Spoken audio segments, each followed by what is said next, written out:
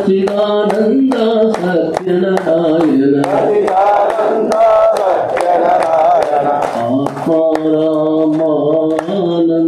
రమణ ఆత్మారామానంద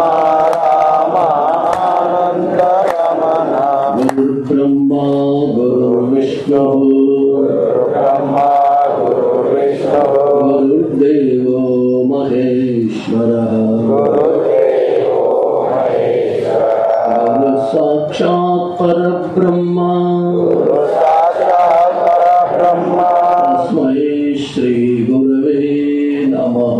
తస్మై శ్రీ గురవే నమః.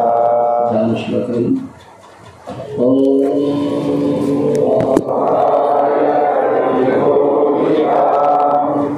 భగవతా నారాయణేన స్వయం వ్యాసేన గ్రథితాం పురాణమునినా మధ్యే మహాభారతం అద్వైతమృతవర్షిణీం భగవతీం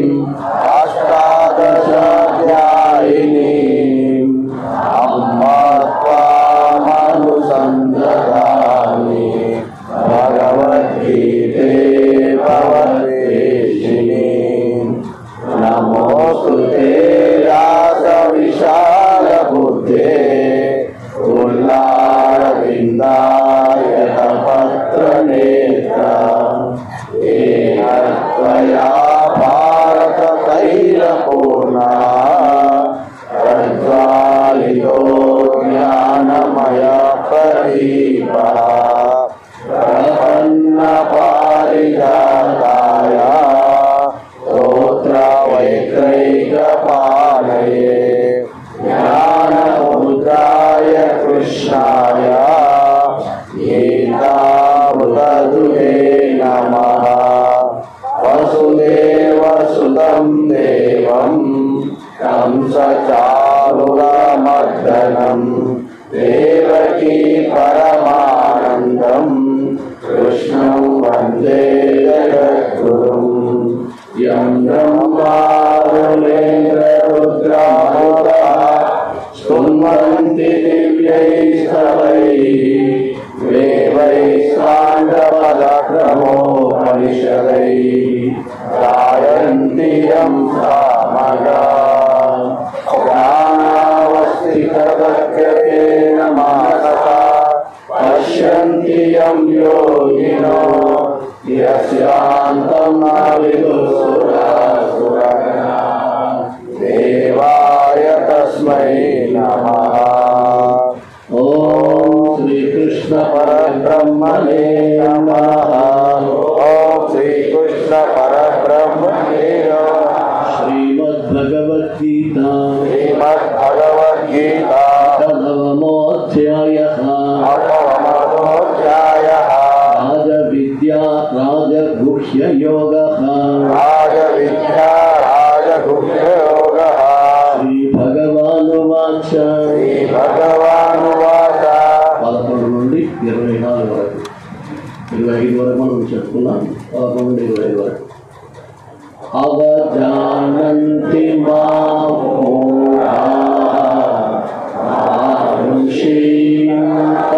మానుషీతముమాశ్రితం పరం భావమజానంతః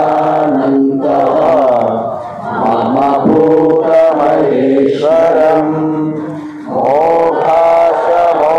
మోక్షమోగకర్మాణా మోక్షజ్ఞానవిచేతసః మోక్షజ్ఞానవిచేతసః మోక్షజ్ఞానవిచేతసః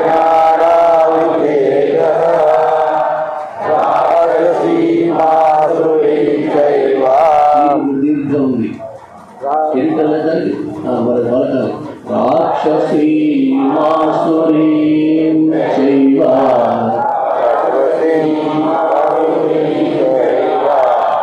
ప్రకృతిం మోహినీం మహాత్మానస్తు మాం పార్థ మహాత్మానస్తు మాం పార్థ దైవీం ప్రకృతిమాశ్రితాః భజంత్య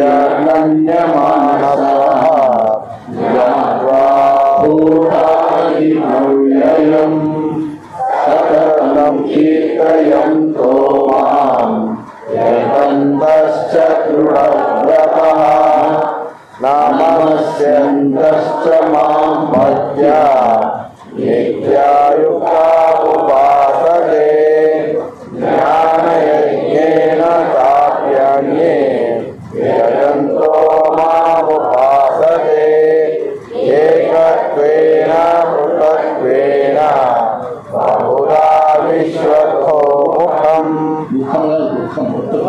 బహుధా విశ్వతో ముఖం బహుధా విశ్వతో ముఖం అహం క్రతురహం యజ్ఞః స్వధామహమౌషధం మంత్రో హవహవే వాద్యం అహమగ్నిరహం భూతం పితామహస్య జగతోమక మాతా దాతా పితామహ మాతా ధాతా పితామహః వేద్యం పవిత్రమోకార రుత్సహాయజురేవ గతిర్భక్త ప్రభు సాక్షి నివాసా శరణం సుహృత్ ప్రభవం పరయం స్థానం నిదానం బీజమవ్యయం యహమహం వర్షం తపామ్యహమహం వర్షం నిగృహ్ణామ్యుత్సృజామి చ నిగృహ్ణామ్యుత్సృజామి చ అమృతం చైవ మృత్యుశ్చ సదా సత్యాహమర్జున త్రైవిద్యాం సోమపః భూతపాపః స్వర్గతిం ప్రాప్తయంతే తే పుణ్యేమాసాద్య సురేంద్రలోకం అశ్నామి దివ్యాది విదేవ భోగాన్ తే తం భుక్త్వా స్వర్గలోక విశాలం క్షీణే పుణ్యే మధ్యలోకం నిశంతి ఏవం త్రయీ ధర్మమనుప్రపన్నః రతాగతం కామకామా లభంతే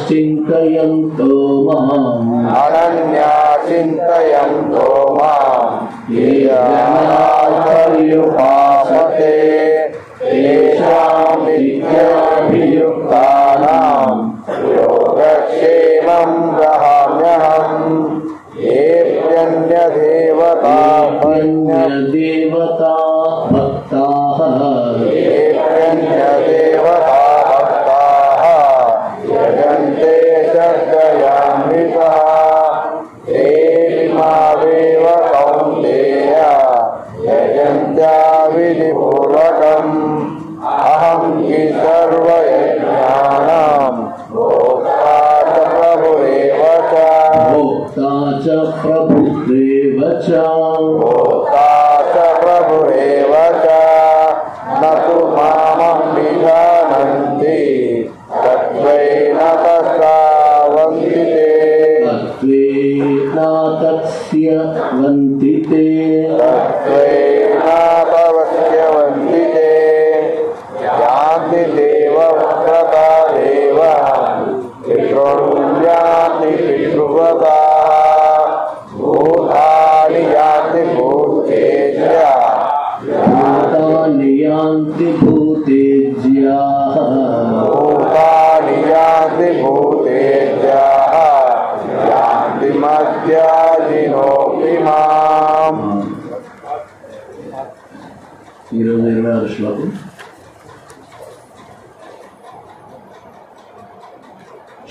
శ్రీభగవానువాచ శ్రీభగవానువాచ పత్రం పుష్పం ఫలం తోయం పత్రం పుష్పం ఫలం తోయం పుష్పం ఫలం తోయం యో మే భక్త్యా ప్రయచ్చతి మే భక్త్యా ప్రయచ్చతి యో మే భక్త్యా ప్రయచ్చతి తదహం భక్త్యా ప్రత్యుపహృతం తదహం ప్రత్యుపహృతం తదహం ప్రత్యుపహృతం అశ్నామి ప్రయతాత్మనః అస్నామి ప్రయతాత్మనః అస్నామి ప్రయతాత్మనః.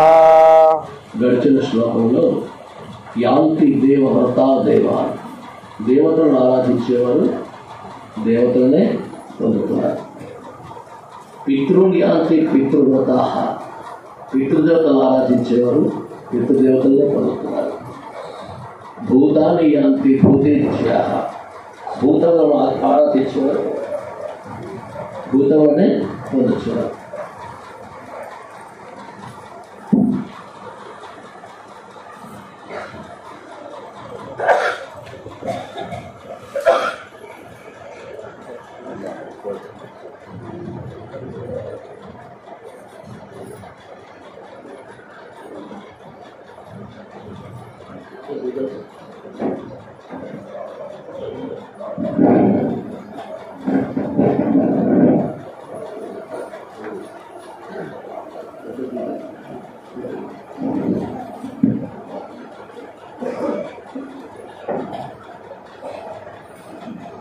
భూతలను ఆరాధించేవారు భూతలనే పొందుతున్నారు. అయితే యాంతి మధ్యాతిలోపిమా, నన్ను ఆరాధించేవారు నన్నే పొందుతున్నారని తెలియజేయడం జరిగింది. అంటే పై ముగ్గురు ఎవరైతే దేవతలను ఆరాధించేవారు, పితృదేవతలను ఆరాధించేవారు, భూతగ్రహాలను ఆరాధించేవారు, వారిని చేరుతారు, ఆ లోకాలకు వెళ్తారు, వెళ్ళి తిరిగి మళ్ళీ జన్మిస్తూ ఉంటారు.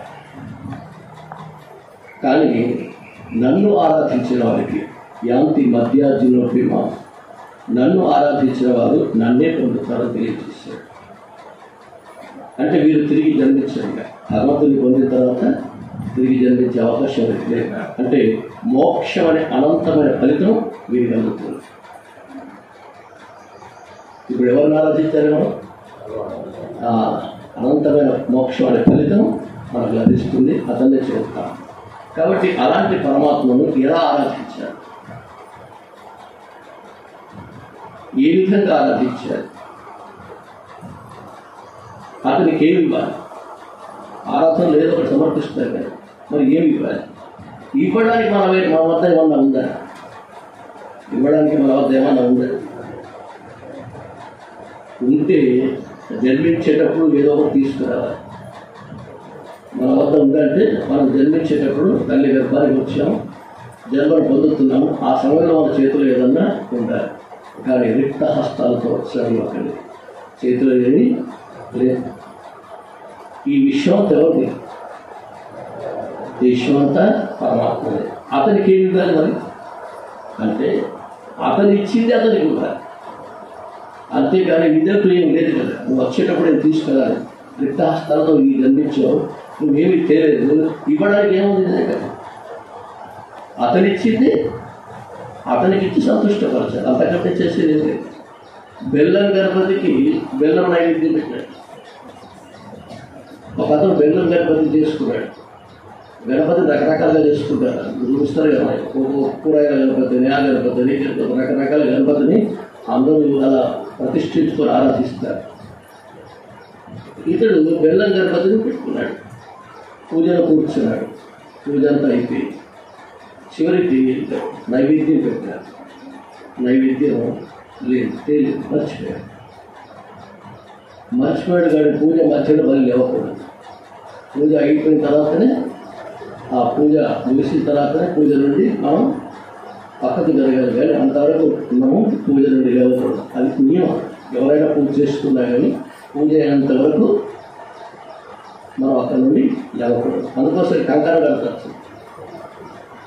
సత్యనారాయణ గారు ఇంకేదో చేసుకుంటే ఎందుకు కడతారు?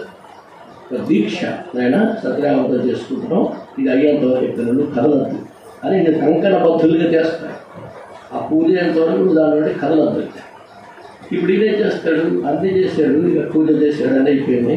నైవేద్యం పెట్టలేవాడు, ఆ పదవి తను పెట్టుకోలేదు. ఇప్పుడు ఏం చేయాలి? నైవేద్యం పెట్టాలి, పూజ నుండి లేవకూడదు. మరి ఏం చేయాలి? అని ఏం చేస్తారంటే బెల్లం కడపతే కదా, మరి ఏం పెట్టాలి? నైవేద్యం బెల్లం పెడితే బాగుంటుంది. మరి ఇదే కూడా పెట్టాలి కదా. ఏం చేశాడంటే అతన్నే ఇచ్చాడు, అతన్నే ఇచ్చాడు. ఇచ్చి నైవేద్యం సమర్పయాలి అన్నాడు. ఇప్పుడు గణపతి ఏమని అంటాడా? ఏమడు? ఎందుకంటే శాస్త్రం తెలుసుకున్నాడు కాబట్టి, శాస్త్ర కోవిదుడు కాబట్టి ఏమంటాడు? పూజలు దేవత నియమం ఉంది కాబట్టి లేవలేదు, మర్చిపోయాడు. ఏం చేస్తాడు? బెల్లం కావాలి, నైవేద్యం కావాలి, ఏం కావాలి? అతన్ని ఇచ్చుకుంటాడు. ఎక్కడికి ఇచ్చాడు? అతను కాదు, ఎక్కడికి ఇస్తాడు? పొట్టలో ఇస్తాడు. ఇచ్చి నైవేద్యం పెట్టాడు. అదేవిధంగా ఇప్పుడు మనం సముద్ర స్నానానికి వెళ్తాం. సముద్ర స్నానానికి వెళ్తే అక్కడ సముద్రుడికి అర్ఘ్యం ఇస్తారు. పూజా విధానంలో మొదట స్నానం చేసి సముద్రుడికి అర్ఘ్యం మనం విడుస్తాం. ఈ అర్ఘ్యం విడిస్తే ఏ నీళ్ళు తీసుకుంటున్నాం? ఎక్కడ స్నానం చేసాం? సముద్రంలో స్నానం చేసాం. ఎవరికి అర్ఘ్యం విడుస్తున్నాం?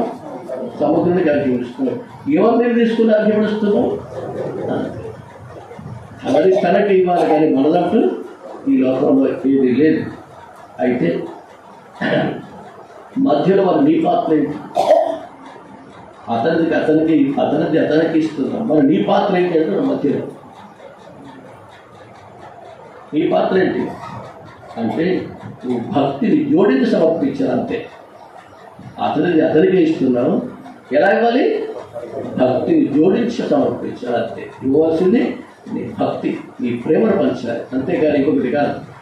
సమర్పించడమే నీకు ఇచ్చిన భాగ్యం. భక్తితో సమర్పించడమే నీకు ఇచ్చిన భాగ్యం. ఉన్నదంతా తనకే సమర్పిస్తున్నావు, ఇదంటూ ఏమీ లేదు. కాబట్టి తన వస్తువును తనకి ఇస్తున్నావు. ఇచ్చేటప్పుడు లేవాలి భక్తితో ఇవ్వడం, అదే నీకు ఇచ్చిన భాగ్యం. కాబట్టి ఆ విధంగా భక్తితో సమర్పించాలి. అనంతుడైన పరమాత్మకు అనంతమైన భావాన్నే నైవేద్యం. అర్థమైంది? అయితే ఇప్పుడు చెప్తున్నాడు. ఇంత క్రితం మనం 2వ శ్లోకం ఒకసారి చూడండి. రాజవిద్య రాజముఖ్యం పవిత్రం ఇదముత్తమం ప్రత్యక్షావగమం ధర్మ్యం సుసుఖం కర్తుం అవ్యయమన్నాడు. సుసుఖం అంటే నాకు సంబంధించిన ఆరాధన, నాకు సంబంధించిన పూజ కానీ, ఆరాధన కానీ, జపం కానీ, ధ్యానం కానీ, ఇప్పుడు గీతా క్లాస్ రావడం కానీ, ఇక్కడ వినడం కానీ, ఇవన్నీ సులభం. ఇందులో ఏమైనా కష్టం ఉంది? హాయిగా కూర్చోలేదు కదా. ఫ్యాన్ వేసారు, ట్యూబ్లైట్ వేసారు, అన్ని ఇచ్చారు, పుస్తకం ఇచ్చారు, అన్ని ఇచ్చారు, చెప్తుంటే వింటున్నారు. ఇది కష్టం ఉంది, ఏమీ ఖర్చు లేదు. సులభంగా లభించే సాధన పరమాత్మని ఆరాధించడమే సులభమైన సాధన. అంతకంటే సులభ సాధన ఇంకొకటి లేదు. పూజ ఇచ్చారు, సమర్పిస్తున్నాం, పూజ చేయడం కాబట్టి నా యొక్క కర్మలు ఆచరించడం సులభం అని అక్కడ చెప్పాడు. అయితే ఇక్కడ ఆరాధించడం సులభం అని చెప్పాడు కాబట్టి భక్తితో ఏదిచ్చినా, భక్తితో ఎలాంటి అల్ప వస్తువులు ఇచ్చినా నేను సంతృష్టిని పొందుతానంటున్నా అని. దీనివల్ల ఎలాంటి శ్రమ ఉండదు, ఈ ఆరాధనలో నీకు ఎలాంటి ఖర్చు ఉండదు. అటువంటి సులభమైన సాధన. ఏది సమర్పిస్తే నేను సంతృష్టిని పొందుతాను. అల్ప వస్తువులు ఇచ్చినా, చిన్న వస్తువులు ఇచ్చినా నువ్వు భక్తితో ఇస్తే దాన్ని నేను స్వీకరిస్తాను. అది ఎలాంటిదైనా పర్వాలేదు, భక్తితో ఇవ్వాలి అని చెప్పి పరమాత్మ ఈ శ్లోకాన్ని ప్రారంభం చేస్తున్నాడు. పత్రం పుష్పం ఫలం తోయం. పత్రం పుష్పం ఫలం తోయం యోమే భక్తియా ప్రయచ్చతి అన్నాడు. యో అంటే యహ అంటే ఎవరైనా కానీ భక్తితో పత్రాన్ని కానీ, పత్రం అంటే ఆకు, పుష్పం అంటే పువ్వు, ఫలం అంటే పండు, తోయం అంటే నీరు, వీటిని నాకు భక్తితో సమర్పించడం కాదు. ఎందుకంటే దీనికి ఎవరైనా సమర్పించవచ్చు. భక్తితో సమర్పించడం కానీ ఎవరైనా ముఖ్యం కాదు.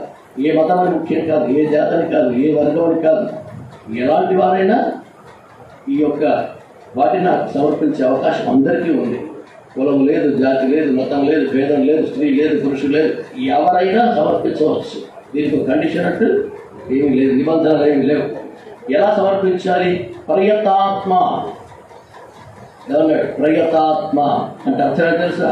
చిత్తశుద్ధి కలిగి, అంటే నిర్మలమైన మనస్సుతో, ప్రసన్నమైన మనస్సుతో, ఆందోళన కూడిన మనస్సులు, టెన్షన్లో ఉన్న మనసుతో కాదు. ఎలాంటి మనసు ఉండాలి? ప్రశాంతమైన మనస్సు కలిగి నిష్కామంగా ఏది కోరకుండా, నువ్వు సమర్పిస్తున్నావు కాబట్టి ఏమీ కోరకుండా నిష్కామంగా పరిశుద్ధమైన మనస్సుతో తదహం తత్ అహం అదైతే ఏదైతే ఉందో అది భక్తి ఉపహృతం. నువ్వు ఏదైతే సమర్పిస్తున్నావో, పత్రం కానీ, పుష్పం కానీ, ఫలం కానీ, పోయం కానీ, ఏదైతే భక్తిపూర్వకంగా సమర్పిస్తున్నావో ప్రేమపూర్వకంగా సమర్పించాలి. ఇప్పుడు మన ఇంట్లో మనం పెళ్ళి, వివాహం చేస్తాం, బర్త్డే కార్యక్రమాలు చేస్తాం, ఎంత అందంగా చేస్తాం, ఎంత గొప్పగా చేస్తాం, అంత గొప్పగా కార్యక్రమం. అందుకోసమే వాటిని ఎంత ప్రేమగా మనం చేస్తామో భగవంతుడి కార్యక్రమం కూడా, భగవంతుడి పూజ ఆరాధన కూడా అంత ప్రేమతో చేయాలి. కాబట్టి భక్త్యా ప్రయచ్చతి, ఎవరైతే భక్తితో ఈ విధంగా నాకు సమర్పిస్తున్నాడో భక్తితో ఉండాలి, భక్తితో సమర్పించాలి. అశ్నామి, వాటిని నేను తింటున్నాను అంటే ఆలోచిస్తున్నాను, స్వీకరిస్తున్నానని చెప్తున్నాడు. పత్రం కానీ, పుష్పం కానీ, ఫలం కానీ, తోయం కానీ భక్తుడై ఉండాలి, భక్తితో సమర్పించాలి. భక్తుడై ఉండాలి, భక్తితో సమర్పించాలి. అలా ఎవరైతే నాకు సమర్పిస్తున్నారో వాటిని నేను స్వీకరిస్తానంటున్నా అని చెప్తున్నాను. వీటిని నేను తింటాను, అష్టానంటే తింటాను, మీరు ఇచ్చినవన్నీ స్వీకరిస్తానన్నాడు. అయితే ఇక్కడ ఇవి ఎందుకు చెప్పాడు? పత్రం, పుష్పం, ఫలం, తోయం అంటే ఇవి సులభంగా లభించేవి. ఇవి ఏం కష్టం లేదు. 2 ఆకులు తీసుకొని పెట్టాలి, 2 తులసి దళాలు తీసుకొచ్చి పెట్టచ్చు, 2 పత్రి దళాలు తీసుకొని పెట్టచ్చు. కష్టం ఉంది.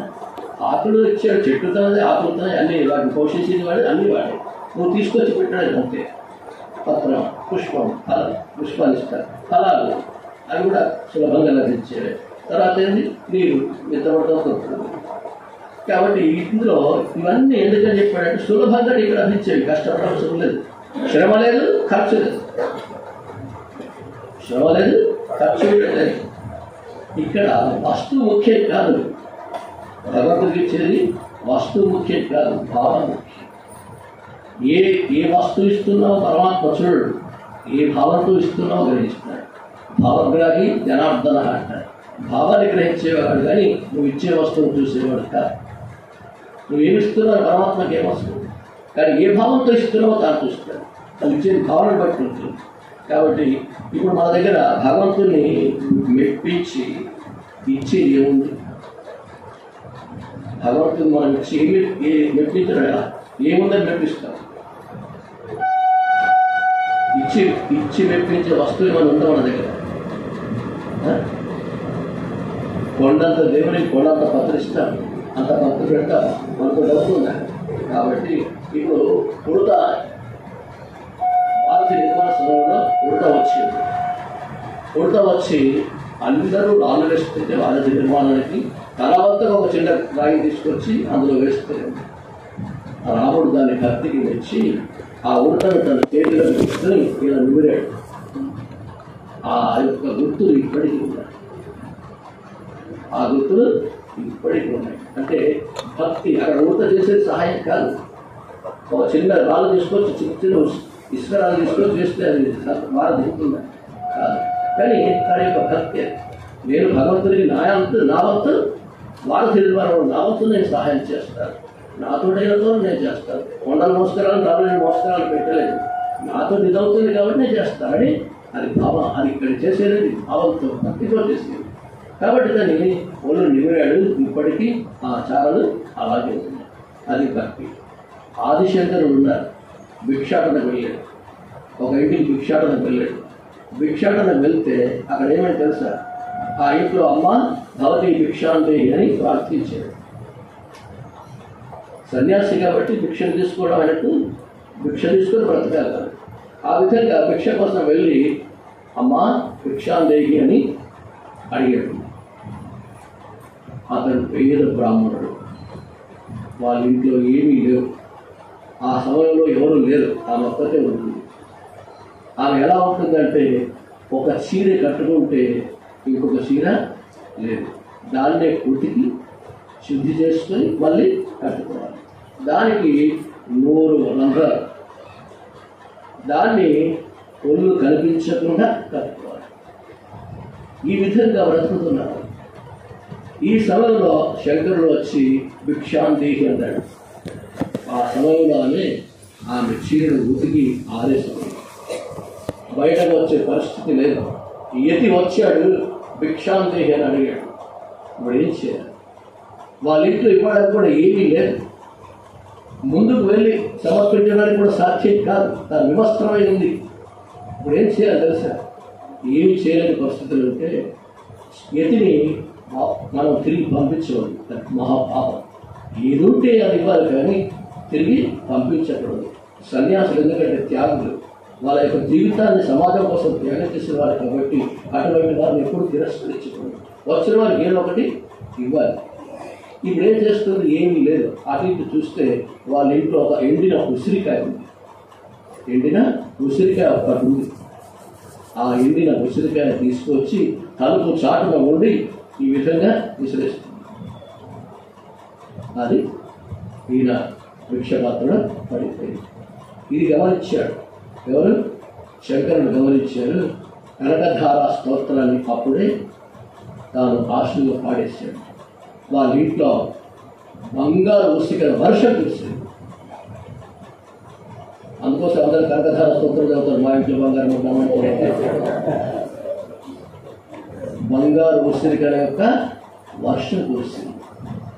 ఒక్కసారి ధనవంతులుగా మారిపోయారు. అంటే ఏంటి అర్థం? ఇచ్చింది ఏంటి? ఉసిరికాయ.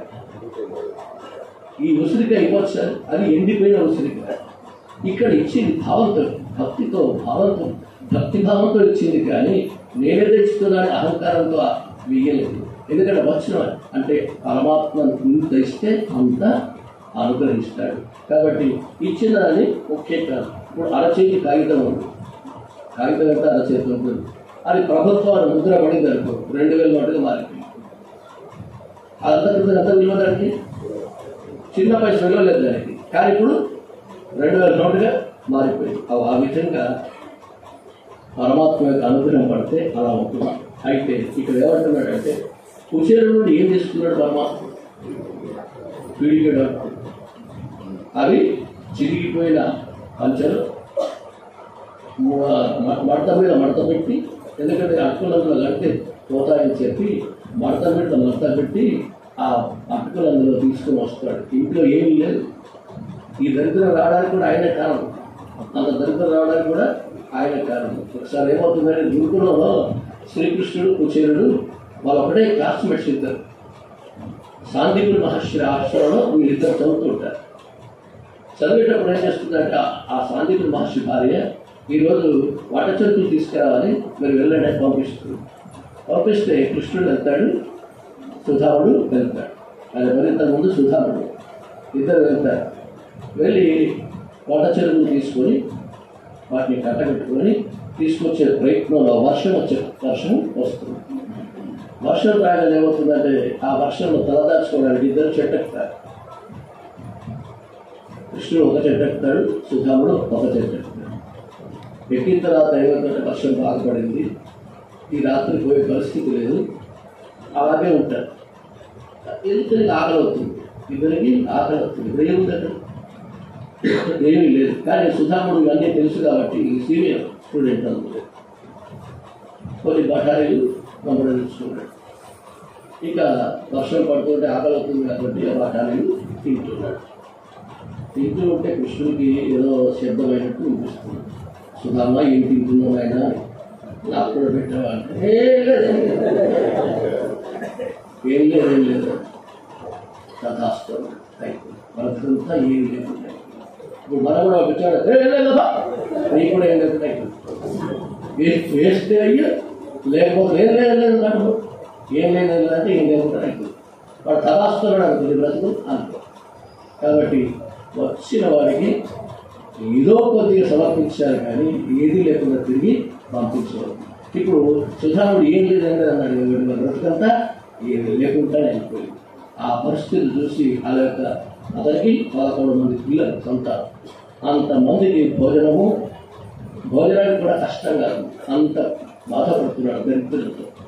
నీ ఫ్రెండ్ కృష్ణుడే కదా, ఒకసారి వెళ్ళి, ఎందుకంటే ఆయన మహారాజు, గొప్పవాడు, ధనవంతుడు, పైగా నీ స్నేహితుడు, ఏదంటే అది ఇచ్చి అనుగ్రహించే హృదయం కలిగిన వాడు, అతని దగ్గరికి వెళ్తే ఏదైనా మనకి ఇవ్వకపోతారా అని అంటుంది. మరి మన ఇంట్లో ఏమున్నాయా పరమాత్మ తీసుకుపోవడానికి అంటే, మన ఇంట్లో అటుకులు ఉన్నాయని నా మొత్తం వెళ్తే ఇన్ని అటుకులు దొరుకుతాయి, 7 అటుకులు దొరుకుతాయి, అవన్నీ కట్టించి నువ్వు వెళ్ళి అర్థించు అంటుంది. ఆయన అంటాడు, నేను ఎప్పుడు అర్థించేవాడిని కానీ నేను భగవంతుడు ఎప్పుడు యాచించాను, నేను బిచ్చగాన్ని కాదు, భగవంతుడు ఎప్పుడు యాచించవద్దు, నేను బిచ్చగాన్ని కాదు, పరమాత్మను అర్చించేవాడిని కానీ నేను యాచించేవాడిని కాదంటాడు. అయినా దాని భార్య కోరు పెట్టడంతో తప్పదు కాబట్టి ఆ అటుకులు మూట కట్టుకొని పోతాడు. ఇక అంత మనకు తెలుసు కాబట్టి అక్కడ వెళ్ళిన తర్వాత ఏమవుతుంది, భార్య వచ్చేసి ఆయన సర్పర్యలు చేయించి పాదప్రక్షాళన చేసి ఆ నీటిని తాను శిరస్సుపై చల్లుకొని తర్వాత ప్రేమతో సుధామా నాకేం తెచ్చాను అంటాడు. నా కోసం నాకు తెచ్చేవాళ్ళు భయపడుతుంటాడు, సిగ్గుపడుతుంటాడు, ఏముండే అటు ఇవ్వడానికి వెనక ముందు ఏం చేస్తాడు, పరమాత్మే వాటిని తీసుకుంటాడు, ఇప్పి తీసుకుని తాను ఆరగిస్తాడు, అష్టైశ్వర్యాన్ని ప్రసాదిస్తాడు. ఇక్కడే ముఖ్యం, భావన ముఖ్యం. ఇక్కడ పదార్థం ముఖ్యం కాదు, భావం ముఖ్యం, వస్తువు ముఖ్యం కాదు. అంటే ఈ ప్రభావం దేనిలో ఉంది, భావంలో ఉంది, భక్తిలో ఉంది. సమర్పించేవాడు భక్తులే ఉండాలి, భక్తితో సమర్పించాలి. అందుకోసమే భక్త్యా భక్తి పాపుతం అన్నాడు. ఆ విధంగా ఎవరైతే సమర్పిస్తారో అస్మామి నేను స్వీకరిస్తాను. అయితే ఇవి సమర్పించి స్వీకరించి ఎవరైనా ధరించిన వాళ్ళు ఉన్నారా అని మనకు ఒక ఆలోచన వస్తుంది. మరి పత్రం, పుష్పం, ఫలం, ద్వయం అన్నాడు కదా, ఇవి ఎవరైనా సమర్పించి మరి భగవంతుని అనుగ్రహం పొందిన వాళ్ళు ఎవరైనా ఉన్నారా అంటే ఉన్నారు. భారత్ మొదటిది పత్రం. పత్రాన్ని సమర్పించి భగవంతుని అనుగ్రహం పొందిన వారిలో మొదటిది ద్రౌపది. దుర్వాస మహర్షి వీళ్ళు వనవాసం చేస్తున్న సమయంలో 10,000 మంది శిష్యులు తీసుకుని వీళ్ళ ఆశ్రమానికి వస్తాడు. మేము ఇప్పుడు సంధ్యాసం ఇప్పుడు అర్ఘ్యం మొదలు వస్తాము, అంతవరకు భోజనం తయారు చేసినట్టు చెప్తారు. 10,000 మంది శిష్యులు. అయితే వీళ్ళు వచ్చిన వాళ్ళందరికీ అన్నదానం చేస్తున్నారు. వీళ్ళ దగ్గర ఉంది అక్షయ పాత్ర. సూర్యుడిని ప్రార్థిస్తే ధర్మరాజుకు, ధర్మరాజా నువ్వు ధర్మనిరతి కలిగిన వాడివి, అందరినీ ఆదరించేవాడి కాబట్టి నీ దగ్గర ఇప్పుడు వనవాసంలో ఏమీ లేదు, నువ్వు నన్ను అర్థిస్తున్నావు కాబట్టి నీకు ఒక అక్షయ పాత్ర ఇస్తున్నాను, తీసుకొని అక్షయ పాత్ర ఇస్తాను. ఇది రోజంతా పనిచేస్తుంది. రాత్రి కాగానే దీన్ని మనం శుద్ధి చేయాలి. శుద్ధి చేసి పెట్టిన తర్వాత మళ్ళీ ఇవ్వదు, మళ్ళీ తెల్లవారే అది తన యొక్క పని చేస్తుంది, కానీ అంతవరకు మళ్ళీ ఏమి ఇవ్వదు. కానీ అప్పటికే ద్రౌపది అందరికీ అతిథి సత్కారం అంతా అయిపోతుంది, వీళ్ళు కూడా భోజనం చేశారు. ఇప్పుడు ఏం చేసిందంటే ఆ అక్షయ పాత్రను శుద్ధి చేసి పెట్టేసింది. ఇప్పుడు ఇలా వచ్చాడు, ఇది 10,000 మందికి భోజనం ఎక్కడికి తేవాలి. దుర్వాస మహర్షి అంటే మహా కోపిష్టి. ఈయన ఏం శాపం పెడతారో తెలియదు, అందరికంటే కోపం వరకు ఉంటాడు. దుర్వాసన కోపం పడతాడు అంటారు, అంటే ముక్కు మీద కోపం, ఏది లోపల జరిగినా కానీ శపిస్తాడు, అంతటి క్రోధం కలిగిన వాడు. ఇప్పుడు ఏం చేయాలి? ఇప్పుడు ఎవరు దిక్కు? ఏ దిక్కులో ఎవరు దిక్కు? దేవుడే దిక్కు.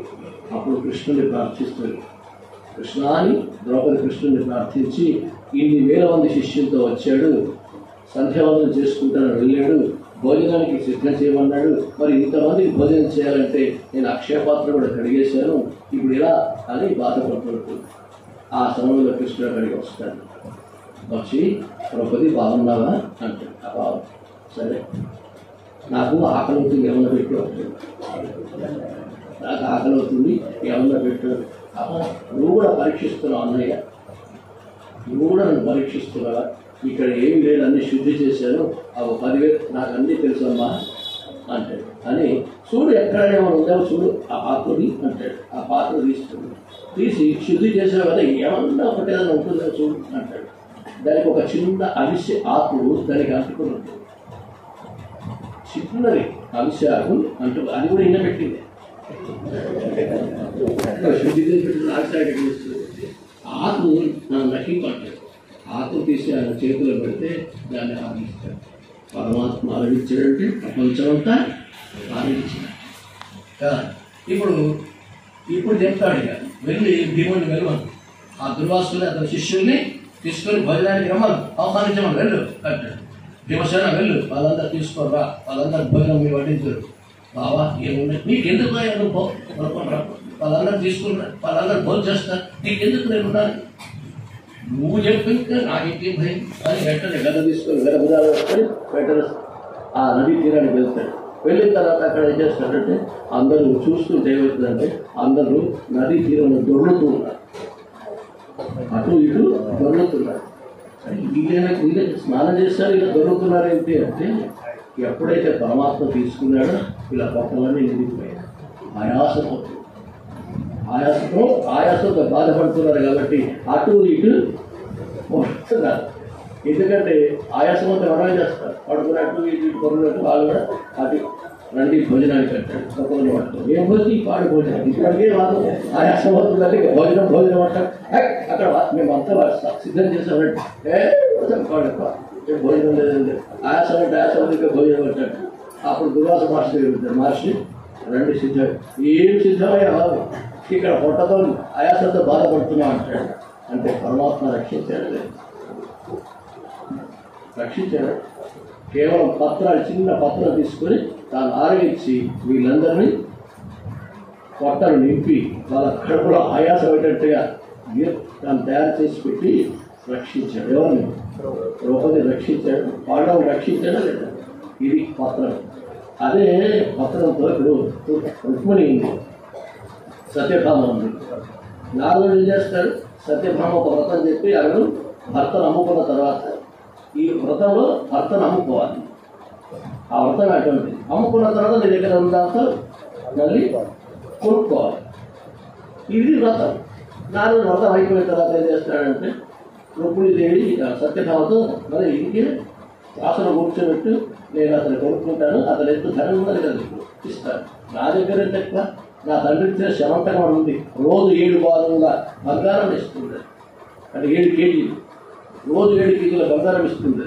అంత బంగారం నా దగ్గర ఉండగా నా ఇది కొనుక్కోవడానికి అంత తూచడానికి నాకు తెలియదా, అతను మరిపెట్టు నాకు తెలియదా, అవన్నీ నాకు తెలుసు. కూర్చోబెట్టుంటారు, ఇంకే క్లాసులో కూర్చోబెడతారు. ఒక ఎన్ని ఆభరణాలు పెట్టినా పరమాత్మ ఉండలేదు. చివరికి తన 7 వారాల నగలు కూడా తీసుకొచ్చి పెట్టింది, ఇవ్వలేదు. ఆఖరికి శమంతగా ఇచ్చినట్టు బంగారం ఏదైతే రోజు 7 వారంలో బంగారం వస్తుందో ఆ బంగారం అంతా తీసుకొచ్చి రాసులు పెట్టింది. ఈ ఒక్క ఈడ్చి కూడా పైకి లేవాలి, కాంట ఆ త్రాసు ఒక్క ఈడ్చి కూడా పైకి లేవాలి. ఇది ఇక మరి ఎలా చూశారు పరమాత్మ? దీనికి పరిష్కారం ఏంటి అంటే రుక్మిణీదేవిని వెళ్ళి ప్రార్థిస్తాడు. ఆ రుక్మిణీదేవిని ప్రార్థిస్తుంది సత్యభామ, అక్క ఇది నీతోటే కావాలి, నేను ఏదో అహంకారంతో పరమాత్మను చూచాలని నేను భావించాను, కానీ పరమాత్మ దీనికి చూడాలి, ఇది నీవే నన్ను రక్షించాలని చెప్తే ఏం చేస్తుంది, తులసి దగ్గరికి వెళ్ళి తులసి మాతకు నమస్కరించి ప్రదక్షిణ చేసి ఆ తులసి దళాన్ని తీసుకొచ్చి రాసులో వేస్తే పరమాత్మ చూడాడు. ఇప్పుడు దేంతో చేసింది? అహంకారంతో చేసిన సత్యభామ ఎంత బంగారం పెట్టిన భగవంతుడు చూడాడు లేదు. భక్తితో ఒక్క తులసి దళాన్ని సమర్పిస్తేనే తాను తూగిపోయాడు.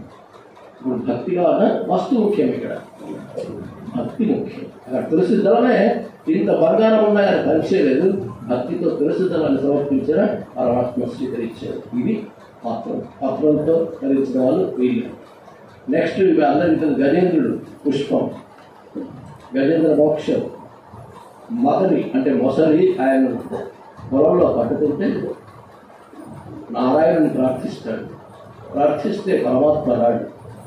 ఏమున్నది పరమాత్మను తను వస్తాయన్న ఉద్దేశంతో అక్కడే ఉన్న తామర తూడు అది తీసుకుంటుంది, తామర పుష్పాన్ని తీసుకొని భగవాన్ ఇదిగో నీకు సమర్పణ భావంతో నేను నీకు అందిస్తున్నాను, రాత్రి నన్ను రక్షించాలంటే ఆ పుష్పాన్ని గ్రహించడానికి తాను అక్కడి నుంచి పరిగెత్తుకుని వచ్చి తన భక్తికి మెచ్చి తను రక్షించాడు, మోక్షాన్ని ప్రసాదించాడు. ఇది పుష్పం. పత్రం, పుష్పం. పుష్పాన్ని సమర్పించేది మోక్షాన్ని పొందేదా లేదా? మనం కూడా భగవంతుని పుష్పాలు సమర్పిస్తాం. మనం ఎందుకు సమర్పిస్తున్నాం అంటే గజేంద్రుడు ఆ విధంగా సమర్పించాడు. మనం పుష్పాన్ని సమర్పించడం అర్థం ఏంటి? పువ్వులు పెడతాం కదా, అవి కాగితం పువ్వులు పెట్టావు కదా, వాసన సువాసన కలిగిన పుష్పాలే పెడతాం. ఎందుకంటే భగవాన్ నాలో వాసనలు ఉన్నాయి, మనలో వాసనలు ఉన్నాయి. ఆ వాసనలకు అనుగుణంగా మనం పనిచేస్తాం. మనం ఏ వాసన ప్రేరేపిస్తే ఆ వాసనకు అనుగుణంగా మనం కర్మంలో జీవిస్తాం. తర్వాత వాటికి అనుగుణంగా మనం ఆలోచిస్తాం. ఈ వాసన ప్రేరేపించి మాంసంతో వాసన ప్రేరేపించదు, మాంసం తీర్చాడు. ఈ ప్రేరణ చేసేటప్పుడు పరమాత్మ. కాబట్టి ఈ వాసనలన్నీ నాలో ఉన్నాయి. ఈ వాసనలన్నీ ప్రక్షాళన చేస్తే మనస్సు పరిశుద్ధమవుతుంది. కాబట్టి నేను పుష్పాన్ని సమర్పిస్తున్నాను. ఈ పుష్పంలో వాసనలు ఉన్నాయి, నాలో కూడా వాసనలు ఉన్నాయి. ఈ వాసనలను నీ ప్రాధాన్య ముందు పెడుతున్నాను. నాలో ఉన్న మనస్సులో ఉన్న వాసనలోని ప్రక్షాళన చేస్తుంటే మనస్సు పరిశుద్ధమవుతుంది. గురువు బోధిస్తే జ్ఞానాన్ని అందుకున్న శక్తి నాకు లభిస్తుంది అని మనం పుష్పాలు అక్కడ సమర్పిస్తాం. పుష్పాలు సమర్పించడం ఇలాంటి భావాన్ని కలిగి ఉంటాం. పుష్పమాల వేయడం కానీ, పుష్పాలు ఆయన ముందు పెట్టడం కానీ, ఆయన పాలనంతా సమర్పించడం కానీ భావం ఇది. కాబట్టి పుష్పాన్ని సమర్పించి ఈ విధంగా మనం మోక్షాన్ని పొందే అవకాశాలు ఉంటాయి. ఎందుకంటే మనలో వాసన ప్రక్షాళన కాదే, మనస్సు పరిశుద్ధం కాదే జ్ఞానం లభించదు. అందుకోసం పుష్పార్చన. నెక్స్ట్ ఫలం. ఫలం అంటే ఇది పండు. పండ్లు సమర్పించి భగవంతుని ఒక కృపను పొందవాలని ఉన్నారు. శబరి రోజు 85 సంవత్సరాల వరకు రోజు ఏం చేస్తుంది? రోజు పూలు తీసుకురావాలి, పళ్ళు తీసుకొని రావాలి, తర్వాత గంగ నీరు తీసుకొని వచ్చి రోజు ఆయన కోసం వేచి ఉండేది. రాకపోతే తిరిగి వారి వచ్చి తిరిగి మళ్ళీ రేపు తెల్లవారి మళ్ళీ సేకరించుకొని వస్తూ ఉంటాయి. రాముడు వచ్చాడు. మతంగ మహర్షి తన గురువు గారు చెప్పిన ప్రకారంగా రాముడు వచ్చాడు. ఎందుకు వచ్చాడు? 5 సంవత్సరాలు వేచి ఉంటే, 5వ సంవత్సరం వేచి ఉంటే 90వ సంవత్సరాలు వచ్చాడు. 85 సంవత్సరాలు వేచి ఉంది. అప్పుడు ఏం చేస్తుంది? ఆ యొక్క భగవంతుని తను తెచ్చిన గంగనీటితో అతని పాదాలను ప్రక్షాళన చేస్తుంది. చేసి పుష్పాన్ని సమర్పిస్తుంది. పరమాత్మ కూర్చోబెడుతుంది. ఇంట్లో ఏ ఆసనం లేదు, ఒక రాయి ఉంది అక్కడ, ఎప్పుడు ఆయన కూర్చునే రాయి, అదే రాయి మీద కూర్చోబెట్టింది. ఇంట్లో ఆసనం లేదు కదా, ఏం గుడిస్తే ఏముంటుంది ఆయన దగ్గర? తర్వాత వృద్ధురాలు ఏముంది కాబట్టి అక్కడ కూర్చోబెట్టి వాళ్ళు తెచ్చిన పళ్ళు ఏవైతే ఉన్నాయో ఆ పళ్ళను వాళ్ళు తింటూ అతనికి ఇస్తుంది. ఎందుకంటే లక్ష్మణుడు అంటాడు, ఆయన తింటుంటాడు. నాకు తింటుంటే అన్న ఇది అవి భక్తి చూడాలి. ఎందుకంటే ఏ పళ్ళు రుచిగా ఉన్నాయో, ఏ పళ్ళు రుచిగా లేవో ఆమె తిని చూస్తూ రుచిగా ఉన్నవి నాకు ఇస్తుంది, రుచిగా లేనివి పక్కన పెడుతుంది. రుచిగా ఉన్నవి నాకు ఇస్తుంది, రుచిగా ఉన్నవి నాకు ఇస్తుంది, రుచిగా లేనివి నాకు పక్కన పెడుతుంది. అంతేగాని ఎంగిలి పెట్టాలన్న ఉద్దేశం మాత్రం కాదు, ఎంగిలి సమర్పించాలన్న ఉద్దేశం మాత్రం కాదు. భావాన్ని గ్రహిస్తాడు పరమాత్మ. నువ్వు ఎంగిలి ఫలిస్తున్నావని కాదు, ఏ భావంతో ఇస్తున్నావని చూస్తాడు. అందుకోసమే ఆ విధంగా శబరి ఉదాహరణ అయిందని భక్త కన్నా పేరు పెట్టాడు, మాంసం పెట్టాడు. వాడికి తెలియదు భగవంతుడికి మాంసం పెట్టాలని విషయం, వాడికి తెలియదు. భగవంతుడి నుంచి కంటి నుంచి నీరు కారితే తన కన్నులు ఇచ్చాడు. ఎంత భక్తి, ఎంత భావన! భగవంతుడిని ఆరాధించాలంటే తన వద్ద ఏ పాత్ర లేదు, నోటితో తీసుకొచ్చాడు నీళ్ళని. ఎందుకంటే భగవంతుని ఆరాధించాలి, అభిషేకించాలి, పాత్ర లేదు, నోట్లో నీళ్ళతో తీసుకుని వచ్చాడు. ఒక చేతితో పుష్పాలు తీసుకుని వచ్చాడు, ఒక చేతితో పత్రికరాలు తీసుకుని వచ్చాడు. ఇప్పుడు ఒక చేతిలో మాంసం తీసుకుని వచ్చాడు నైవేద్యంగా. ఈ విధంగా పత్రి పుష్పాలు ఒక చేతితో, మాంసం ఒక చేతితో, నోటిలో నీటిని తీసుకుని వచ్చి ఇప్పుడు అతని రెండు చేతుల్లో అన్నీ ఉన్నాయి. ఏ చేతులు అవన్నీ ఉన్నాయి కాబట్టి ఇలా ఆయన శుద్ధి చేయాలి కదా, తన పాదాలతో శుద్ధి చేస్తాడు. ఇలా పాదాలతో శుద్ధి చేస్తాడు. చెప్పులు ఉంటాయి, అయినా వాటితోనే వాటిని శుద్ధి చేస్తాడు. శుద్ధి చేసి ఏం చేస్తాడు? తన నోటితో తెచ్చిన నీటితో అభిషేకిస్తాడు. ఆ తర్వాత పుష్పాలు పాత్ర సమర్పిస్తాడు. ఆ తర్వాత తెచ్చిన మాంసాన్ని భగవంతుడికి నివేదిస్తాడు. పరమాత్మ స్వీకరించాడు లేదా? ఇంగ్రీడియంట్ మోస్తున్నావు అన్నాడు. చెప్పుతో నా యొక్క విగ్రహాన్ని శుద్ధి చేస్తున్నావు అన్నాడు. లేదు. అంటే భక్తిని చూస్తాడు పరమాత్మ. ఏమిస్తున్నావు కాదు, ఎలా ఇస్తున్నావు? భక్తితో ఇస్తున్నావా? భక్తి లేదు, ఆడంబరంగా ఇస్తున్నాను విషయాన్ని చూస్తాడు, భావాన్ని గ్రహిస్తాడు. కాబట్టి ఈ విధంగా పరమాత్మ ఫలాలను తృప్తి పొందవాలి. ఇంకొకరు అంటే తోయం అంటే నీరు. నీటిని సమర్పించి భగవంతుని మెప్పించిన వాడు ఎవరంటే రంతిదేవుడు. భాగవతంలో వస్తుంది కథ, వీళ్ళంతా వివరించారు. ఇక్కడ భాగవత సప్తాహాలు చదివే. అయితే రంతిదేవుడు అనేవాడు ఒక మహారాజు. ఆయన ఏం చేస్తాడంటే కొన్ని కారణాల వల్ల రాజ్యభ్రష్టుడైతాడు. రాజ్యభ్రష్టుడైన వాడు తన ముగ్గురు పుత్రులు, భార్య, ఈ నలుగురు అడవుల పాలైపోతారు. అడవుల్లో జీవిస్తూ ఉంటారు. అనుకోకుండా క్షామం ఏర్పడింది, కరువు కాటకాలు ఏర్పడ్డాయి. భోజనానికి ఏమీ దొరకలేదు. ఎవరింటికి వెళ్ళినా వాళ్ళ ఇంట్లో ఏమీ లేదు, అంత క్షామం ఏర్పడింది. ఇవేమి ఎవరు పెడతారు చెప్పు? నాకైతే మనం పెడతారు, ఉన్నాను మధ్యాహ్న పెడతారు, కానీ ఏమీ లేనప్పుడు ఏం పెడతారు? కాబట్టి అందరూ ఊరికైనా పంపిస్తే తీసుకొస్తున్నారు. అలా 40 రోజులు గడిచిపోయింది. 40 రోజులు ఎంత ఆకలి ఉంటుందో చూడండి. ఒక్క పూట ఆలస్యమైతే మనకు ఎంత ఆకలిగా ఉంటుందో అలాంటిది 40 రోజులు ఆహారము నీరు లేకుండా బ్రతికారు. ఒక 40 రోజుల తర్వాత ఒక వ్యక్తి వాళ్ళ ఇంటికి వెళ్ళి దానాన్ని అడిగితే ఇన్ని బియ్యం గిన్నెలు పెడతాడు, ఒక చెంబు నీరు ఇస్తాడు. ఆ రెండింటిని తీసుకొని వస్తాడు. వచ్చి భార్యకి ఇస్తాడు. ఏమే ఇదిగో ఒక భక్తుడు, ఒక మహాత్ముడు నాకు ఈ మధ్య ఇచ్చాడు, ఇవి ఈరోజు వంట చేయి, మనందరం కలిసి తిందా అని చెప్తాడు. చెప్పిన తర్వాత వంట చేస్తుంది. వంట చేసిన తర్వాత ఏమవుతుందంటే నలుగురు ఉన్నారు కదా, మరి నలుగురికి 4 భాగాలు కావాలి. అది ఉంటే ఉంటారు. మరి ఒక్కరు తింటా అందరూ తిన్నారు కదా, సరే 4 భాగాలుగా చేస్తారు. చేసి మనిషికి ఒక భాగం పంచుకుంటారు. ఇప్పుడు వీళ్ళు ఇలా తినే సమయంలో ఒక వ్యక్తి వస్తాడు, భిక్షాందేహి.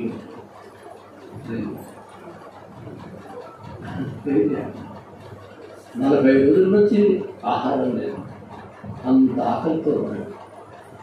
ఇప్పుడు వచ్చే భిక్షాందేహి అంటే ఇది వల్ల అది గృహస్థుడి ధర్మం.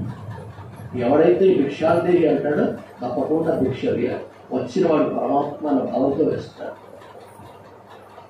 కాబట్టి ఇప్పుడు ఎవరు వచ్చింది? భిక్ష వచ్చాడు. కాబట్టి ఇవాళ గృహస్థాశ్రమ ధర్మం. భిక్ష వచ్చిన వాడిని తిరస్కరించకుండా నీకు తోచింది పెట్టాలి. ఇప్పుడు వాళ్ళ దగ్గర ఏముంది? ఏమీ లేదు. వాళ్ళ పెద్ద అబ్బాయి అంటాడు, నాన్న అమ్మ మా ఫ్రెండ్స్ తమ్ముళ్ళు ఉన్నారు, వాళ్ళు కూడా అందరికంటే పెద్దవాళ్ళు కాబట్టి ఇంకా నేను ఆకలికి ఓర్చుకోగలుగుతాను, ఇంకా దాహానికి ఓర్చుకోగలుగుతాను. కాబట్టి నా భాగం ఇచ్చేయడం, వారి భాగం భిక్షగా ఇచ్చేస్తుంది. మళ్ళీ కొద్దిసేపటికి మళ్ళీ భోజనం మళ్ళీ తీసుకొని ఇంకొకటి వస్తుంది భిక్షాందేహి. అప్పుడు రెండవ అబ్బాయి వాళ్ళ భాగాన్ని ఇచ్చేస్తారు. మళ్ళీ తినేసేప్పుడు ఇంకొక ఇచ్చేస్తాడు భిక్షాందేహి. అప్పుడేం చేస్తారు తెలుసా? చిన్నవాడు కూడా తన భాగాన్ని ఇచ్చేస్తాడు. ఇంకేముంది? 4 భాగాలు, 2-3 భాగాలు అయిపోయాయి. ఇంకొక భాగం తన భార్య తినబోయే సమయంలో మళ్ళీ ఒక వ్యక్తి వస్తాడు, అతనికి కూడా భిక్ష వేస్తాడు. ఇక చివరిగా ఏమీ లేవు, ఏమున్నాయి? చెంబడు నీళ్ళు ఉన్నాయి. ఇవన్నీ తీసుకొని దాహం తీర్చుకొని ఆకలి తీర్చుకున్నాడు. దిక్కు లేని వాడికి దాహమే, నీరే ఆహారము, నీరే దిక్కు. ఆ రెండు అంటే ఆహారానికి అదే, దాహానికి కూడా అదే. దిక్కు లేని వాడు ఏం చేస్తాడు? 2 చెంబుడు నీళ్ళు తాగుతాడు. పరమాత్మ ఇలా ఇది ఇచ్చేవారు ఇప్పుడు ఎంతోమంది. ఇలాంటి వాళ్ళు కూడా ఎంతోమంది. అలాంటి వారికి తప్పకుండా సహాయం చేయాలి. అయితే ఇప్పుడు ఏం చేస్తాడు అగ్నిదేవుడు? ఈ చెంబడి నీళ్ళు ఉన్నాయి కదా, ఆ నీళ్లు అతనికి ఇచ్చేస్తాడు. స్వామి, నా దగ్గర ఏమీ లేదు, ఈ నీళ్ళే ఉన్నాయి, ఈ చెంబడి నీళ్ళు రాకుండా మీరు తీసుకోవాలని ఇచ్చేస్తాడు. ఎప్పుడైతే అది ఇచ్చాడో బ్రహ్మ విష్ణు మహేశ్వరుడు ప్రత్యక్షమవుతాడు. నీ యొక్క ధర్మ నిరతికి మేము సందర్శించాం కాబట్టి నీకేం కావాలో కోరుకోవాలి, నీకేం కావాలో కోరుకోవాలంటే ఆయన అంటాడు, ఎప్పుడైతే ఈ మాట అన్నాడు పరమాత్మ అనగా ఆయన అంటాడు, నాకు ఏమవుతుంది స్వామి, ఒక్క అడుగు అంటాడు. అందరి హృదయాల్లో నాకు స్థానాన్ని ఇవ్వంటాడు. అందరి హృదయాల్లో నాకు స్థానాన్ని ఇవ్వ. అందరి హృదయాల్లో స్థానం అంటే అది నా ప్లేస్, అది నా ప్లేస్. సర్వస్వతాహం హృదయ సన్నివిష్ట. అందరి హృదయాల్లో ఉన్నది ఎవరు? నేను. నా ప్లేస్ నీవు అంటే అంటే స్వామి నీ ప్లేసే కావచ్చు కానీ నాకివ్వు అది, ఎందుకంటే నీ ప్లేస్ ఉండొచ్చు, నీ స్థానమే కావచ్చు, అందులో నాకు కూడా చోటు ఇవ్వాలి.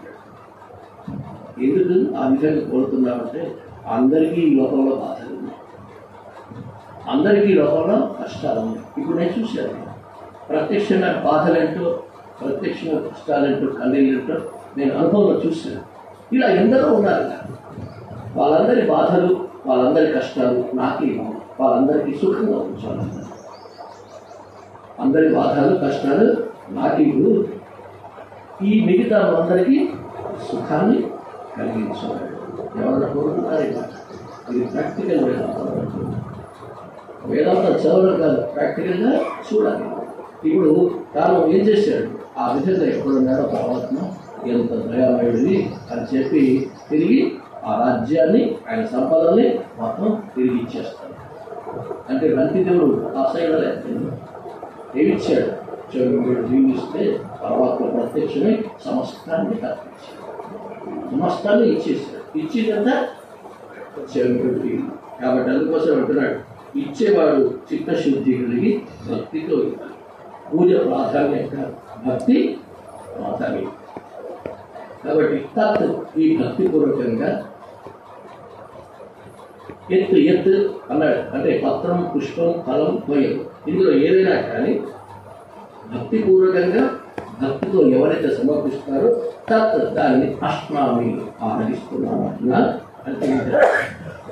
కాబట్టి ఈ విధంగా పరమాత్మ ఇంత సులభమైన వస్తువులతో, మనకు లభించే సులభమైన వస్తువులతో కూడా, అల్పమైన వస్తువులతో కూడా పరమాత్మను ఆనందింపచేయవచ్చు, పరమాత్మను సంతసింపచేయవచ్చు. కాబట్టి ఈ విధంగా అంటే అర్జునుడు అంటాడు, నీ ఉపాసన సులభంగా చెప్పాడు, అంత సులభంగా ఎవరు చెప్పరు. ఇప్పుడు నాకేమన్నామంటే నేను అది కూడా ఇది నన్ను అడుగుతాను, ఆయన ఇవ్వడం లేదు. పత్రం, పుష్పం, ఫలంతో ఏమంటాడు.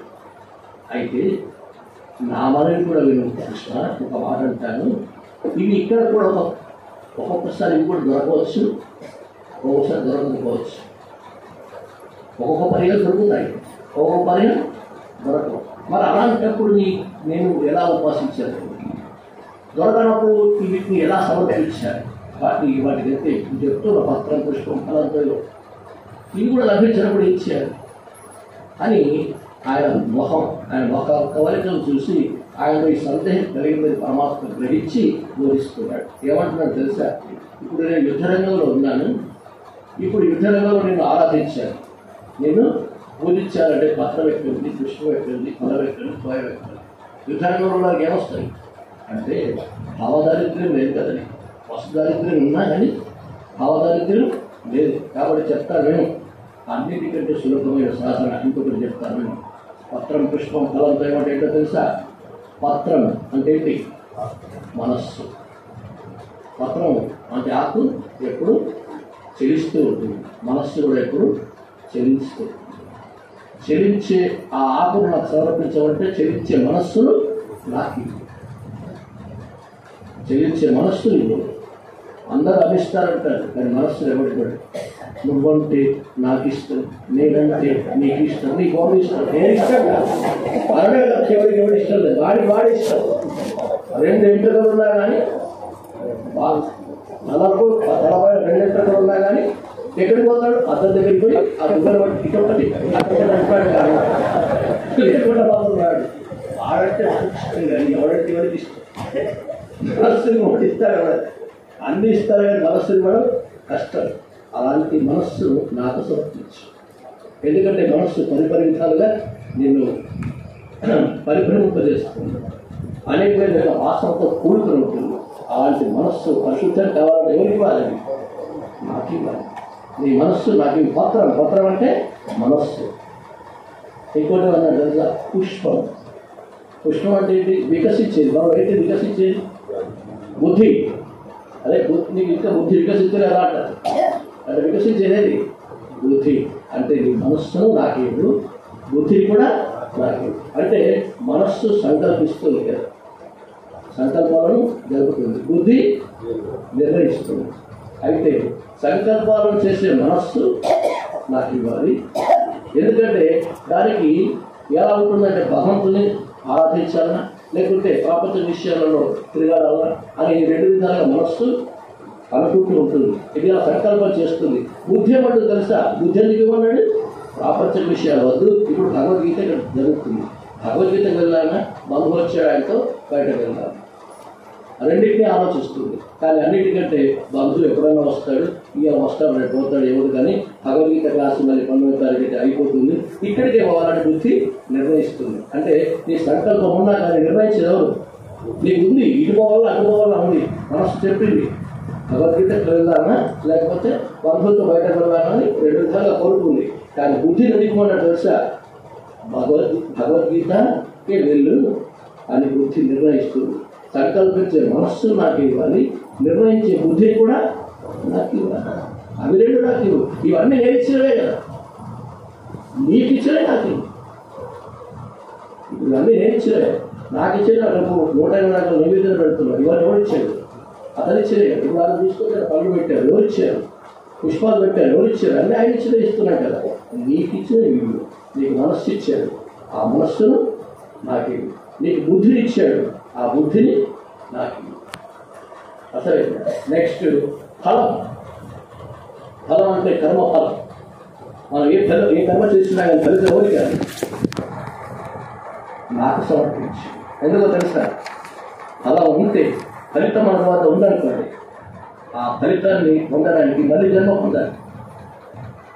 ఇప్పుడు సత్కర్మ చేస్తాం, సత్ఫలితం వస్తుంది. దుష్కర్మ చేస్తాం, దుష్ఫలితం వస్తుంది. సత్కర్మ చేసిన ఫలితాన్ని అనుభవించడానికి మళ్ళీ జన్మ కావాలో, పుణ్యం చేసాం, ఆ పుణ్య ఫలితాన్ని అనుభవించడానికి మళ్ళీ జన్మ పొందాలి. అసలే కదా.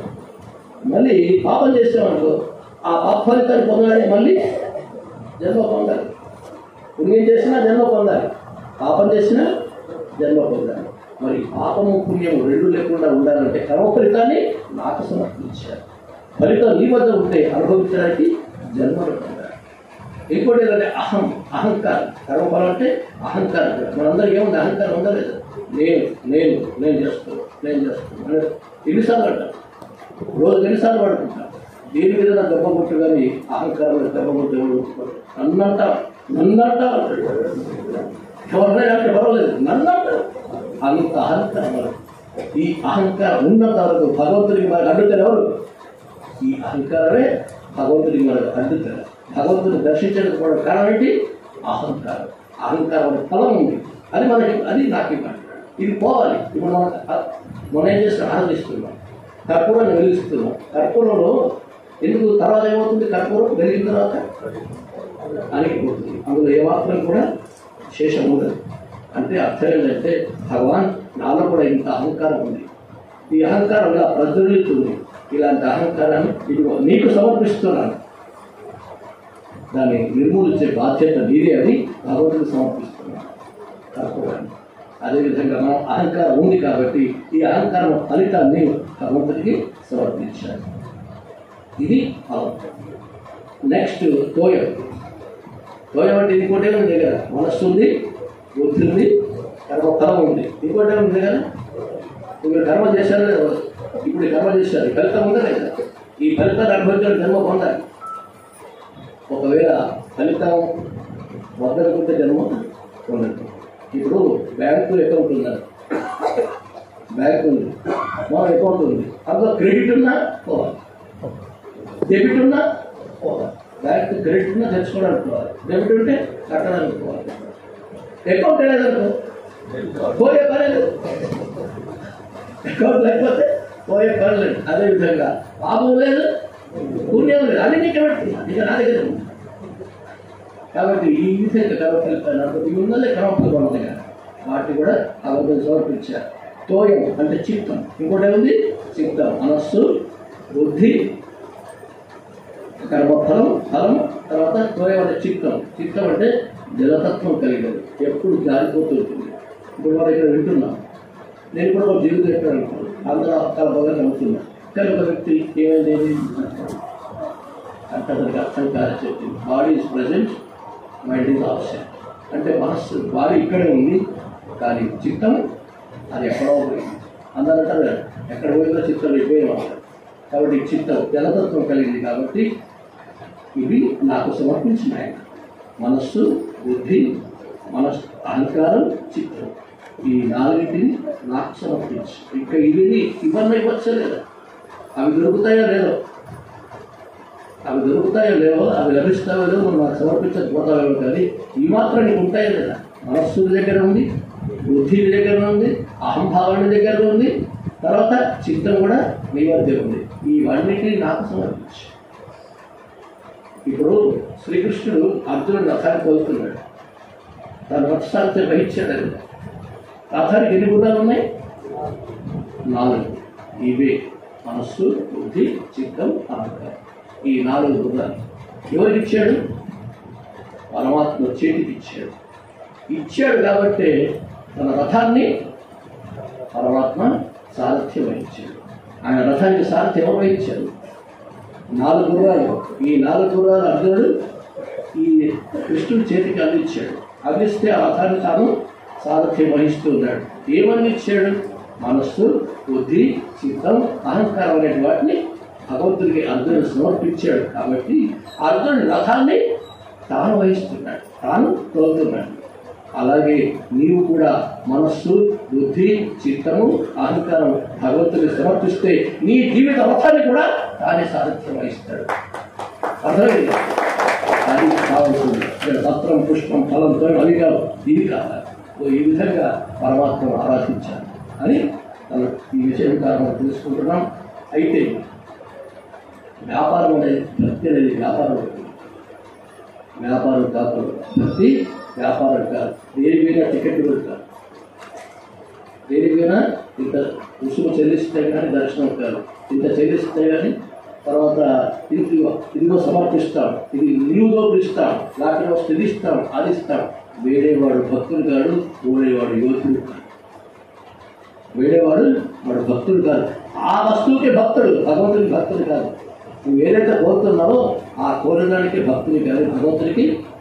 ఒక పిల్లవాడు ఏం చేస్తాడు, వాడికి అన్ని సబ్జెక్ట్స్ అన్నీ ఈజీ, వాడు 10వ తరగతి చదువుతున్నాడు, సబ్జెక్ట్స్ అన్నీ ఈజీగా ఉంటాయి, కానీ మ్యాథ్స్ మాత్రం కష్టపడి అది ఎంత ప్రయత్నం చేసినా అది అర్థం కావడం లేదు.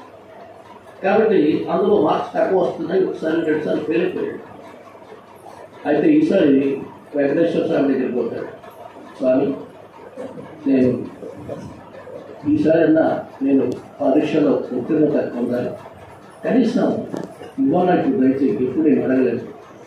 ఈసారి అనుగ్రహించు, పర్వతంలో రాసేటట్టుగా అనుగ్రహించు. ఆ మ్యాథ్స్ ఏదైతే ఉందో అది కఠినంగా ఉంటుంది, అది సులభంగా వచ్చేటట్టు చేయి, నీకు రేపు పులిహోర నైవేద్యం పెడతాను అంటాడు. సరే అని వీళ్ళు అలా భగవంతుని ప్రార్థించి వెళ్ళిపోతాడు. వెళ్ళి పరీక్షలో హాజరవుతాడు. పరీక్ష అన్నీ రాస్తారు. పరీక్ష పేపర్ చూస్తే వాడికి క్వశ్చన్ పేపర్ వచ్చేస్తుంది. క్వశ్చన్ పేపర్ చూడగానే ఆనందపడతాడు. కానీ ఈ సబ్జెక్ట్ ఇంత టఫ్గా వస్తుంది అనుకున్నాడు, కానీ ఇంత ఈజీగా వచ్చింది. ఇది వెంకటేశ్వర స్వామి అనుకున్నాను. ఇంతకుముందు ఎప్పుడైనా వచ్చింది ఇంత స్పీడ్గా, ఇప్పుడు అంత నాకు తెలిసినవే వచ్చాయి, నాకు తెలిసినవే ఇందులో వచ్చాయి. కాబట్టి నేను ఏం చేశాడంటే ఆనందంగా ఏం చేశాడు, టకటక రాస్తూ ఉన్నాడు. అయితే ఇలా రాస్తూ ఉంటే పేపర్స్ అయిపోతాయి, ఎందుకంటే స్పీడ్ రాస్తున్నాడు. ఏవైనా 10 ప్రశ్నలకు జవాబు ఇవ్వడానికి 10 ప్రశ్నలు కాదు 15 ప్రశ్నలకు ఇచ్చేటట్టున్నాడు. అంత స్పీడ్గా రాస్తున్నాడు. రాస్తుంటే ఎన్ని రాస్తాడో కూడా మీకు తెలియదు, ఎందుకంటే అన్నీ ఈజీ. ఎందుకంటే ఇది రాసిన వాడు వీడు చాలా బాగా రాసాడు, ఇంకో మాట్లాడతాడని ఆనందం రాస్తున్నాడు. సార్ ఎక్స్ట్రా పేపర్ ఇచ్చాడు. మళ్ళీ ఇంకొకటి, మళ్ళీ ఇంకొకటి, ఇలా 4-5 కప్పులు తీసుకుంటాడు. తీసుకొని రాస్తాడు. అంతా అయిపోయింది. సమయం ఎంత ఉంటుంది? గంటన్నర సమయం అయితేనే పరీక్షలు చదువుతారు. అప్పుడు గంట అయింది. గంట లోపల పూర్తయిపోయాయి. ఇంకా హాఫ్ టైం ఉంది. హాఫ్ తర్వాత వదులుతారు. అంతలో పరీక్ష పూర్తి చేసినా నేను వదలరు. గంటల తర్వాత వదులుతాను. ఇంకా అర్ధగంట టైం ఉంది. కాబట్టి వీడు పులిహోర నైవేద్యం పెడతానన్నాడు. మరి ఏమేమి కావాలి లిస్ట్ రాస్తున్నాం. ఆ టైం ఉంది. వాళ్ళు దాన్ని ముందు పెట్టుకుని మీద పెట్టుకుని లిస్ట్ రాస్తారు. పులిహోర ఇంకా దీనికి కాదు అన్నీ కాజులు అన్ని మిరియాలు అన్ని రకరకాల పదార్థాలను వేస్తాం. దీనికి ఎంత అవుతుంది, దీనికి ఎంత అవుతుంది, దీనికి ఎంత అన్ని లెక్కలు వేస్తారు. దీనికి 20 రూపాయలు మొత్తం 1000 ఈజీగా వచ్చింది. ఏమనుకున్నాను 1000 రూపాయలు ఏ ఇబ్బంది ఎందుకు లేదు. ఇందులో కాజుపప్పు ఏమిటో అవుతుంది కానీ కాజు కొట్టేస్తారు. వెంకటేశ్వర వినడా కాజు కొట్టేస్తే ఇస్తాడు. పత్రం పుష్పం ఫలంతో ఉన్నాడు. అటువంటి కాజు కొట్టేది అది కాదు. ఇలా ఒకటి అన్ని కొట్టేస్తాడు. ఎందుకంటే అన్ని ఖర్చుతో కొడుకున్నారు. తన దగ్గర డబ్బులు లేదు. మరి ఏం చేస్తాడు? ఇలా ప్రార్థించి ఆఖరికి చెప్పాడు స్వామి పత్రం పుష్పం ఫలంతో ఉన్నాడు. ఇంట్లో నీరైతే ఉందని ఉంది. అక్కడ భగవద్గీత క్లాసులు సార్ చెప్పని చెప్పాడు. ఏది ఇచ్చినా స్వీకరిస్తానన్నాడు. మరి పులిహోర ఎందుకు వేస్ట్? ఇంకా నీరు తీసుకొని వస్తే అయిపోతుంది కదా అని అనుకున్నాడు. అందులో బెల్ అయిపోయింది. వీడు అనుకుంటున్నాడు. బెల్ అయిపోయింది. బెల్ అయిపోయిన తర్వాత ఏం చేస్తాడు? పేపర్స్ ఇచ్చి ఇంటికి తిరిగి వచ్చాడు. తిరిగి వచ్చిన తర్వాత తండ్రి అంటాడు, ఇంకా 5 రోజులు మ్యాథ్స్ పేపర్ కదా చదివిన బాగా రాశాను మ్యాథ్స్. ఇది ఒకసారి పేపర్స్ ఏముందని పులిహోర లిస్టు పేపర్స్ ఏమో పులిహోర లిస్టు వాళ్ళకి ఇచ్చాడు. పేపర్స్ ఏమో తొందర టైం అయిపోయింది. పేపర్ వచ్చేసాడు. వచ్చిన తర్వాత అలాగే ఇచ్చాడు. పులిహోర లిస్టు వాళ్ళకి ఇచ్చాడు. పైంది బయట పెట్టుకుని రాసుకుంటే పులిహోర లిస్టు వీడు పెట్టుకున్నాడు. అదే వాళ్ళకి ఇచ్చేసి ఇప్పుడు వీళ్ళకి భగవంతుడిని మోసం వచ్చారు. ఇది వ్యాపారం కాదు. భక్తితో చేయవలసిందే కానీ పులిహోర ఇస్తారు కానీ ఒకటి తీసేసి పక్షం అంటే ఇచ్చేది భక్తితో ఇవ్వాలి. ఇలా మన దగ్గర ఎట్లా ఉందంటే వ్యాపారం మన దగ్గర భక్తిని వ్యాపారంగా మార్చారు. ఏది చేసినా ఏ పూజ చేసినా ఏది చేసినా వ్యాపార దృష్టితో చేస్తున్నారు కానీ భక్తితో ఎవరు చేయలేదు. కేవలం మనం ఏమి ఇస్తాం? ఒక కొబ్బరికాయ ఇస్తాం అనుకోండి సమర్పించడం. బ్రాహ్మణుడికి ఒక నారికేళం ఇస్తాం సమర్పించడం. చెప్తే చేస్తాడు ఆయుధ ఆరోగ్య ఐశ్వర్య సిద్ధ్యర్థం ధర్మార్థ కామోక్ష సిద్ధ్యర్థం. నువ్వు ఇచ్చేది ఒక కొబ్బరికాయ ఇవన్నీ కావాలి. అన్నీ కోరుతాడు. ఇవన్నీ కోరకుండా భగవంతుని సమర్పించేది కావాలి. కోరితే భగవంతుడిని కోరిన వాడికి కోరితే ఇస్తాడు కానీ కోరిన వాడికి అన్నీ ఇస్తాడు పరమాత్మ. భగవంతుని ఎప్పుడు కోరవద్దు. కోరితే అతన్ని కించపరిచినట్టే కానీ నువ్వు గౌరవించినట్టు కాదు. ఇప్పుడు మన ఇంట్లో మనం ఉన్నాం పెద్దలు. ఇప్పుడు భగవంతుడు నీకంటే అందరికంటే పెద్దవాడు కాదు. మన ఇంట్లో మన వాళ్ళు ఇప్పుడు ఏమంటాము? అదే నాన్న నీరు ఒక గ్లాస్ నీరు తీసుకురాను. వాడు తెలియదు అనుకో. నేను కించపరిచినట్టే గౌరవించాడు. అడుగుతావు నేను నువ్వు తండ్రి ఉండి బిడ్డను అడిగావు తెచ్చేవాళ్ళు అంటే తండ్రి వాడు తెచ్చేవాళ్ళు తండ్రి గౌరవించినట్ట లేకపోతే కించపరిచినట్టు. మరి సృష్టికి ఆధారమైన పరమాత్మను అది చేసి పెట్టు ఇది చేసుకోబెట్టుంటే ఆయన నౌకరా? నీకేమో నౌకరా అది చేసి పెట్టాడు. నువ్వు ఇచ్చింది వచ్చినట్టు నౌకరు చేస్తాడు. అప్పటి ఇవన్నీ పరమాత్మ చేయడు. భక్తిలో వేడుకుంటే నీకు ఏది కావాలో సాధిస్తాడు. కాబట్టి కావాల్సింది ఇక్కడ భక్తి. వస్తువు ముఖ్యం కాదు, భక్తి ముఖ్యం. ఏమిస్తున్నావో చూడు, ఏ భావంతో సమర్పిస్తున్నావో చూస్తాడు. అందుకోసమే పత్రం పుష్పం ఫలం యోగే భక్తి అప్రయచ్చతి తదహం భక్తి పృతం అష్టాంగి ప్రయతాత్మర అని పరమాత్మ ఈ శ్లోకం ద్వారా తెలియజేశాడు. మీ ధైర్యం చేస్తున్నారు. ఈరోజు ఒకటే అయిపోయింది. రేపు ఇక మనకుంటే 3 స్పీడ్. ఎందుకంటే ఈరోజు జరిగింది 27 ఇంకా 23 రోజులు అయిపోవాలి. ఇవి కూడా అలా ఉంటాయి. 3 శ్లోకాలు కూడా అట్లాగే ఉంటాయి. కానీ చూద్దాం. వీళ్ళు మాత్రం కమిటీ వాళ్ళు అవుతున్నారంటే పూర్తి చేయండి అంటున్నారు. మరి ఎలా పూర్తి చేయాలో నాకు అర్థం.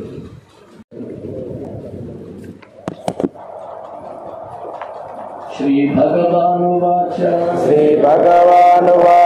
పత్రం పుష్పం ఫలం తోయం పత్రం పుష్పం ఫలం తోయం యో మే భక్త్యా ప్రయచ్చతి యో మే భక్త్యా ప్రయచ్చతి తదహం భక్త్యుపహృతం తదహం భక్త్యుపహృతం అశ్నామి ప్రయతాత్మనః అస్నామి ప్రయతాత్మనః గీతా శాస్త్రమిదం పుణ్యం గీతాశాస్త్రమిదం పుణ్యం పఠేత్ ప్రయతః పుమాన్ యఃపఠేత్ ప్రయతాత్మమాన్ విష్ణో పదమవాప్నోతి విష్ణో పదమమాప్నోతి యశోకాదివర్జితః యశోకాదివర్జితః. ఆత్మవర్ధులారా, మనం భగవద్గీత పఠన పోటీలు నిర్వహించుకోవాలని అనుకున్నాం. పోటీలు శుక్రవారం సాయంత్రం 6 గంటలకు ఇదే ప్రాంగణంలో నిర్వహింపబడతాయి. ఇంకా ఎవరెవరు పోటీలో పాల్గొనే వాళ్ళు ఉంటే వాళ్ళందరూ పేరు రాయించండి. సాయంత్రం 6 గంటలకు ప్రారంభమవుతుంది. తర్వాత ఒక ఇద్దరు న్యాయ నిర్ణేతలు ఉంటారు. మీరు చదివే దానిలో మీ శైలి ఎలా ఉంది, పదక్షేదం ఎలా ఉంది, తర్వాత అక్షరాలు ఎంత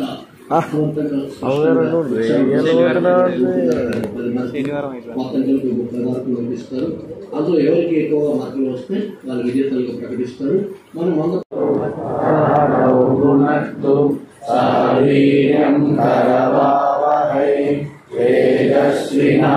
తేజస్వినావధీతమస్తు మా విద్విషావహై. ఓం శాంతి శాంతి శాంతి. మీకు కావాల్సిన సీడీలు కానీ బుక్స్ కానీ అక్కడే.